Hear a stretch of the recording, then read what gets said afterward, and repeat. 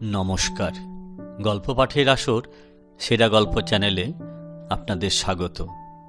আজকের নিবেদন প্রখ্যাত লেখক হরিনারায়ণ চট্টোপাধ্যায়ের ভৌতিক কাহিনী অবলম্বনে ছোট গল্প ভূত নেই। আমার চ্যানেলে যারা নতুন শ্রোতা তাদের কাছে একান্তই আবেদন, চ্যানেলটি সাবস্ক্রাইব করে পাশে থাকবেন। চলুন শুরু করা যাক আজকের নিবেদন হরিনারায়ণ চট্টোপাধ্যায়ের ভৌতিক গল্প ভূত নেই। আমার একজন খুব নিকট আত্মীয়া, নাম আরতি বন্দ্যোপাধ্যায়। MA BEd, কিন্তু ওকালতি করে না। বেসরকারি অফিসের আইন বিভাগের উচ্চপদস্থ অফিসার। থাকত পাইকপাড়ায় এক বান্ধবীর সঙ্গে একটি ফ্ল্যাট নিয়ে। বান্ধবীটি এক স্কুলের শিক্ষিকা। জীবন দুজনের বেশ ভালোই কাটছিল। ছুটির দিন সিনেমা কিংবা আরও অনেক বান্ধবী মিলে বনভোজন অথবা গড়ের মাঠে প্রদর্শনী দেখতে যাওয়া। হঠাৎ আরতির বিয়ে ঠিক হলো। পাত্রও উচ্চশিক্ষিত, এক যন্ত্রপাতির কারখানার আধা মালিক। আরতি আমার কাছে এসে দাঁড়ালো। আপনি তো অনেক কিছুর সন্ধান রাখেন, আমাকে একটা বাড়ি খুঁজে দিন। জিজ্ঞাসা করলাম, কি কিনবে? না না, ভাড়া নেব। খুব বড় দরকার নেই, দুজনের থাকবার মতন। একটু যেন ভালো এলাকায় হয়, আর দক্ষিণ কলকাতায় দেখবেন, কারণ ওর কারখানাটা কালীঘাটে। আমি নিজে থাকি বালিগঞ্জে, একেবারে লেকের কাছে। পরদিন থেকেই বাড়ি খোঁজা শুরু করে দিলাম। শুধু নিজে নয়, গোটা দুয়েক দালালকেও লাগিয়ে দিলাম। অনেক বাড়ির সন্ধান এলো। কিছু নিজে, কিছু আরতিকে সঙ্গে নিয়ে বাড়ি দেখতে লাগলাম। আরতি ভারী খুঁতখুঁতে মেয়ে। কোনো বাড়ি তার পছন্দ হলো না। কোনো না কোনো কারণে সব নাকচ করে দিল। 3 মাস ঘোরাঘুরির পর কালীঘাট অঞ্চলে এক বাড়ির সন্ধান মিলল। পার্কের সামনে প্রায় নতুন বাড়ি, সদ্য রং করা হয়েছে। খান 3 কামরা, বারান্দা, বাথরুম, আর ওরই মধ্যে এক ফালি উঠানো আছে। সেই অনুপাতেও ভাড়াও খুব বেশি নয়, 220। বাড়ির মালিক পাশের বাড়িতেই থাকেন। এবারই আরতির পছন্দ হয়ে গেল। শুধু আরতির নয়, আরতির স্বামী আশিসেরও। আর দেরি না করে সেদিন 2 মাসের ভাড়া আগাম দেওয়া হলো। মাসখানেক পর আরতির বাসায় বেড়াতে গিয়ে খুব ভালো লাগলো। নতুন আসবাবপত্র দিয়ে চমৎকার সাজিয়েছে। উঠোনের পাশে সারি সারি টব। দেশি ফুল, বেল, জুঁই যেমন আছে, তেমনি বিদেশি ফুল, ডালিয়া, পাপি, হলিহকও রয়েছে। এমন বাসা খুঁজে দেওয়ার জন্য আরতি, আশিস দুজনেই আমাকে বারবার ধন্যবাদ দিল।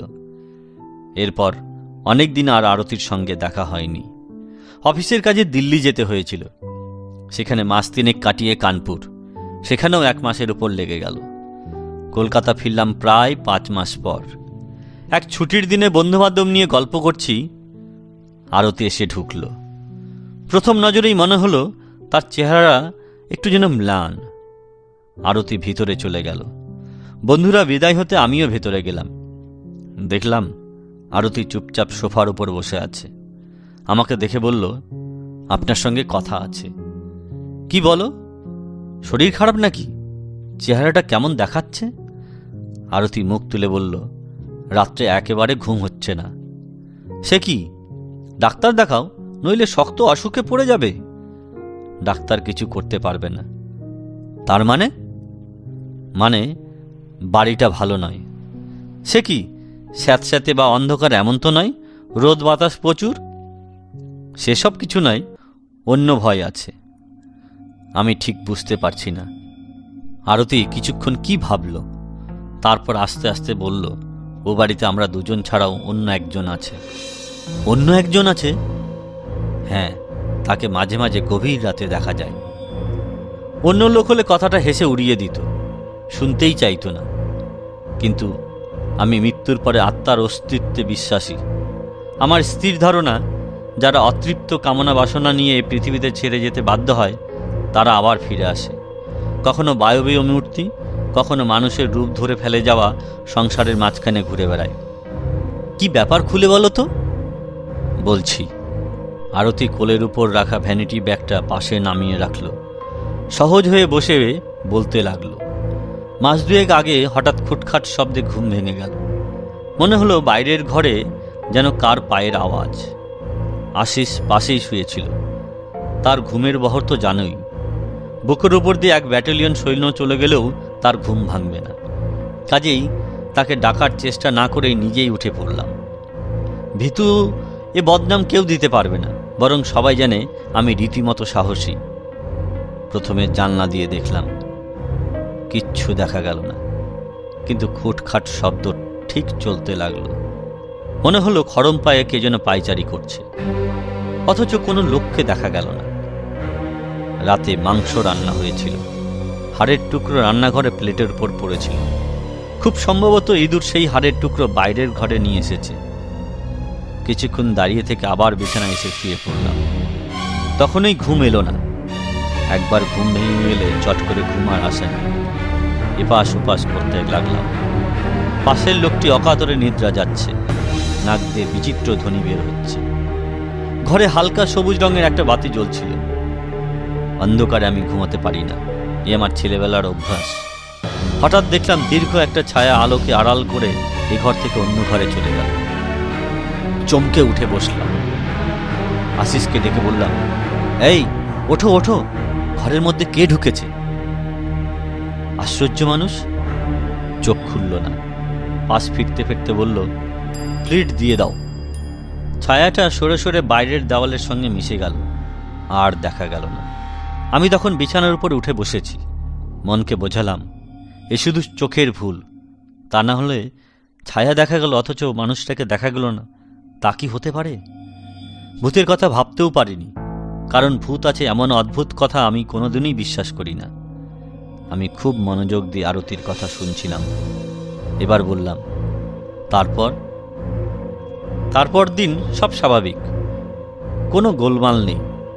সে রাত্রে ভয় পেয়েছিলাম ভেবেই হাসি পেত। একেবারে ছেলে মানুষই কাণ্ড। আশিস কারখানার কাজে দিন 4 জন্য জামশেদপুর গিয়েছিল। বাড়িতে আমি একলা। মাঝরাতে হঠাৎ ঘুম ভেঙে গেল। এবারে একেবারে স্পষ্ট দেখলাম দীর্ঘ 1 হারা চেহারা, খালি গা, কাঁধের ওপর ধবধবে সাদা ভবিত, কোষটা ভাঁজ করে সামনে গোজা, মাথায় পাকা চুল, 2টি চোখ জবা ফুলের মতন লাল, গালে খোঁচা খোঁচা দাড়ির মধ্য দিয়ে উঁচু চোয়াল দেখা যাচ্ছে। লোকটির ঊর্ধ্ব দৃষ্টি, হাতে শক্ত একটা দড়ি, ওপর দিকে কি যেন খুঁজছে। সেই মুহূর্তে শরীরে সব রক্ত জমে হিম শীত হয়ে গেল। 2 হাতে বুকটা চেপে ধরেও দ্রুত স্পন্দন কমাতে পারলাম না। মনে হলো তখনই হার্ট ফেল করবে। বিকৃত কণ্ঠে বললাম, কে ওখানে?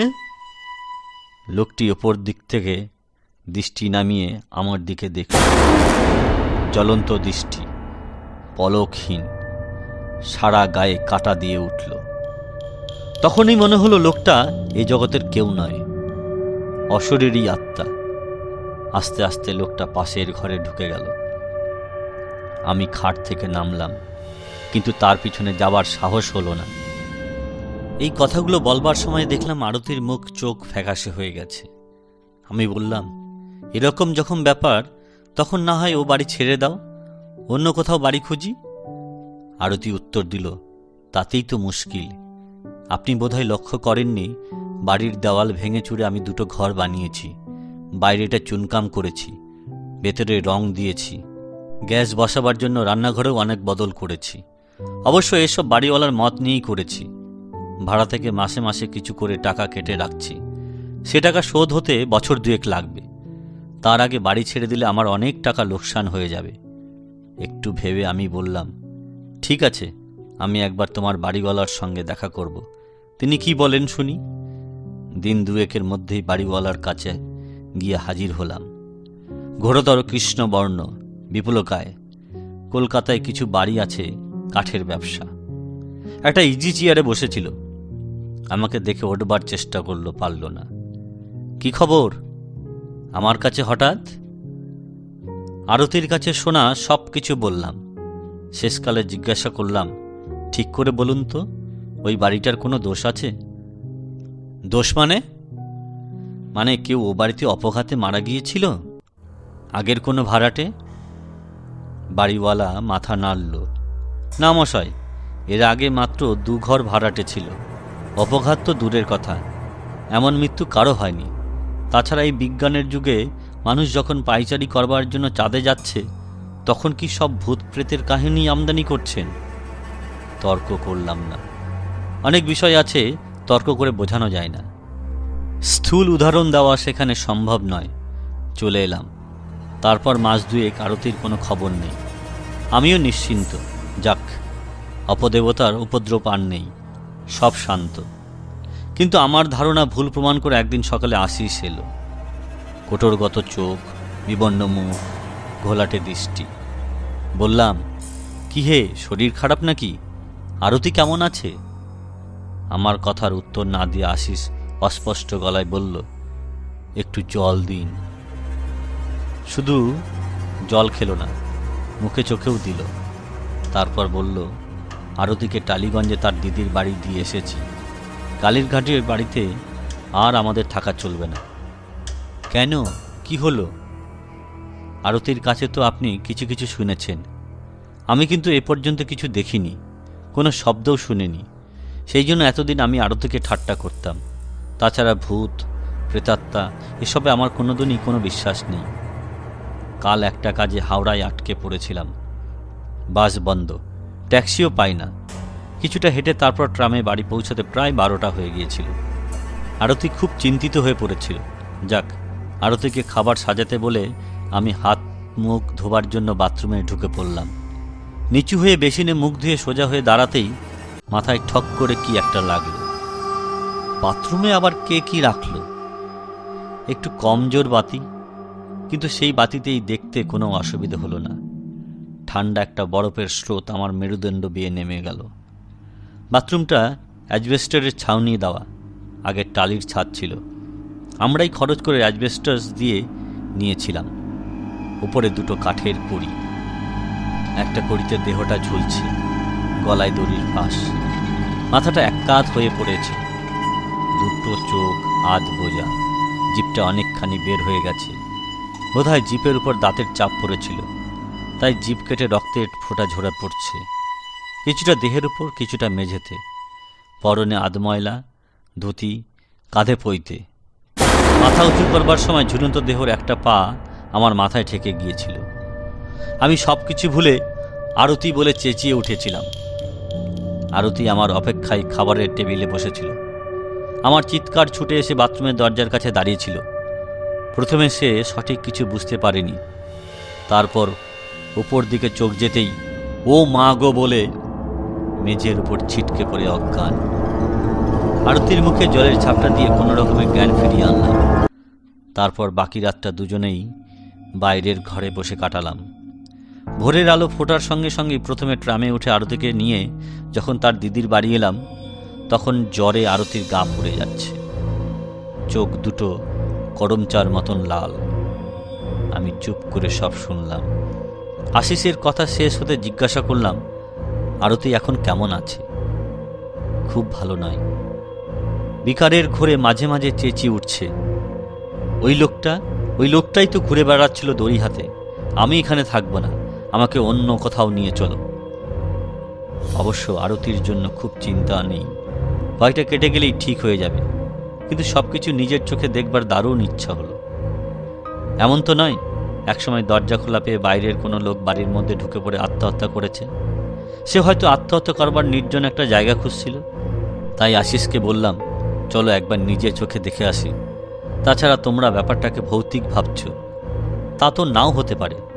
পুলিশের খবর দেওয়াও তোমাদের একটা কর্তব্য। তারা এসে মৃতদেহের ভার নেবে। আশিস আমার সঙ্গে চলল। তালা খুলে ভেতরে ঢুকলাম। বাথরুমের মধ্যে গিয়ে অবাক হয়ে গেলাম। কোথাও কিচ্ছু নেই, সব পরিষ্কার। আশিসকে জিজ্ঞেস করলাম, কই হে, কোথায় তোমার ঝুলন্ত দেহ? রক্তের একটি ফোঁটাও তো কোথাও দেখছি না। আশিস রীতিমতো অপ্রস্তুত। সব চোখের ভুল, বুঝলে? আশিস মাথা নাড়ল। কিন্তু দুজনেই ভুল দেখলাম। ওরকম হয়, একজনের ভয় আর একজনের মধ্যে সঞ্চারিত হয়ে তাকেও এক ধরনের কাল্পনিক দৃশ্য দেখায়। তুমি দেখো না, কাল রাতে তুমি যদি সত্যি ওরকম একটা দৃশ্য দেখে থাকো, তাহলে আজ কোথাও কিছু নেই, তা কি হতে পারে? এই খাটটাই তো দেখেছিলেন। মুখ তুলে উপরের দিকে দেখেই আমি থেমে গেলাম। কি আশ্চর্য, এটা তো আগে দেখিনি। কড়ির সঙ্গে একটা মোটা দড়ি বাঁধা, দড়িটা ফাঁসের আকারে ঝুলছে। অস্বীকার করব না, আমার হাত পা বেশ ঠান্ডা হয়ে গেল। বুকের দাপাদাপির জেরে ভয় হলো স্পন্দন থেমে না যায়। এই দড়ির ফাঁস তো প্রথমবার দেখিনি। আরও অবাক কাণ্ড, দড়ির ফাঁসটা অল্প অল্প দুলছে, অথচ কোথাও বাতাস নেই। বাইরে বাতাস থাকলেও বাথরুমের বাতাস ঢোকবার কোনো সুযোগ নেই। আশিসের সঙ্গে বেরিয়ে এলাম। এটা যে ভৌতিক ব্যাপার নয়, কোনো মানুষের কারসাজি, তা হওয়া অসম্ভব নয়। কোনো যুক্তিতর্ক বিস্তার করেও সমাধান করতে পারলাম না। আরতিরা আর ও বাড়িতে ফিরে যায়নি। ভবানীপুরে একটা বাড়ি ঠিক করে উঠে গিয়েছিল আর্থিক লোকসান সত্ত্বেও। এ ঘটনার প্রায় মাস তিনেক পর এক বিকেলে কালীঘাট পার্ক দিয়ে যাচ্ছি, হঠাৎ আরতির বাড়িওয়ালার সঙ্গে দেখা হয়ে গেল। একটা বেঞ্চে বসে আছে। আমি তার পাশে বসে পড়ে জিজ্ঞাসা করলাম, মশাই, সত্যি কথা বলুন তো, বাড়িটার কি রহস্য? আমার আত্মীয়টি তো থাকতে পারল না, পালালো। প্রথমে কিছুতেই বলবে না, অবশেষে আমার পীড়াপিড়িতে বলল। এক বুড়ো ভদ্রলোক ওই বাড়িতে আত্মহত্যা করেছিল, তা প্রায় বছর 10 আগে। পেটে শুল বেদনা ছিল। বাড়ির সবাই নিমন্ত্রণ খেতে বাইরে গিয়েছিল। তখন বাথরুমে বুড়ো গলায় দড়ি দেয়। তারপর থেকে যে ভাড়াটে আসে তারাই ভয় পায়, বেশি দিন থাকতে পারে না। আমি বললাম, গয়ায় পিণ্ডদানের ব্যবস্থা করেননি কেন? করবার চেষ্টা করেছি মশাই, অনেকবার করেছি। প্রত্যেকবার এক একটা বিপদ। বুড়োর আত্মীয়রা গয়া গিয়েছিল পিণ্ড দিতে। 3 দিন ধরে দারুণ ঝড় বৃষ্টি, ধর্মশালা থেকে বের হতেই পারল না। আমি নিজে একবার গিয়েছিলাম। ট্রেন থেকে স্টেশনে নামতে গিয়ে পা পিছলে পড়ে 1 মাস হাসপাতালে শয্যাগত। পুরোহিত দিয়ে শান্তি স্বস্তায়নের আয়োজন করার চেষ্টা করেছিলাম, সেখানেও বিপত্তি। পুরোহিত আসনে বসবার সঙ্গে সঙ্গে ছাদ ভেঙে একটা চাঙড় তার মাথায় পড়ল। পুরোহিত জ্ঞান হারিয়ে মেঝের উপর লুটিয়ে পড়ল। ব্যাস, তারপর থেকে আর কোনো পুরোহিতই আসতে রাজি হলো না। কি করি বলুন তো? এর উত্তর আমার জানা ছিল না, কাজেই সেদিন বাড়িওয়ালার প্রশ্নের কোনো উত্তর দিতে পারিনি। একটা কথা শুধু মনে হয়েছে, পৃথিবীর সব অবিশ্বাসী মানুষদের জড়ো করে চিৎকার করে বলি, যারা মনে করেন মৃত্যুর সঙ্গে সঙ্গেই সব কিছু শেষ হয়ে যায়, প্রেতজনী বলে কিছু নেই, তারা কালীঘাট অঞ্চলের এই বাড়িটায় রাত কাটিয়ে যান। বাড়িটা এখনও খালি। ঠিকানাটা আমার কাছ থেকে সংগ্রহ করে নিয়ে যাবেন। অবশ্য আমি ভালো মন্দ হয়ে গেলে কোনো কিছুর জন্য দায়ী থাকব না, এই মর্মে আমাকে একটা লিখিত চুক্তিপত্র দিতে হবে। ধন্যবাদ। গল্পটি ভালো লাগলে অবশ্যই আমার চ্যানেলটিকে সাবস্ক্রাইব করুন। আগামীতে আরও সুন্দর সুন্দর গল্প নিয়ে হাজির হব আপনাদের সামনে। ভালো থাকবেন।